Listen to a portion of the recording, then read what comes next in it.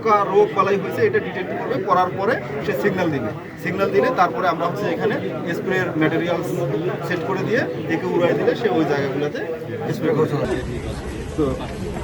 রাঙ্গুনিয়া উপজেলা কৃষি সম্প্রসারণ অধিদপ্তরের আয়োজনে climate smart agriculture and water management প্রকল্পের আওতায় 3 দিনব্যাপী ক্লাইমেট স্মার্ট কৃষি প্রযুক্তি মেলা 2025 অনুষ্ঠিত। বৃহস্পতিবার জুন 19 তারিখ ইয়ানোর আনুষ্ঠানিক উদ্বোধন করছে রাঙ্গুনিয়া উপজেলার সহকারী কমিশনার ভূমি মারজান হোসেন।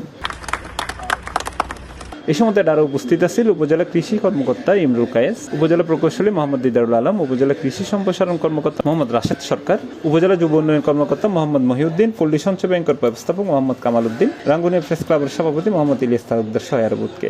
পরে মেলার বিভিন্ন স্টল পরিদর্শন করেন তারা। এই সময় মেলার 100 স্টলত বিভিন্ন কৃষি প্রযুক্তির প্রদর্শনী করানো হয়, যারে দেখানো হয় জলবায়ু পরিবর্তনের ফলে খাপ খাইয়ে রেখে কৃষির আধুনিক প্রযুক্তি ব্যবহার করে ফসল উৎপাদনের বিভিন্ন কলা কৌশল।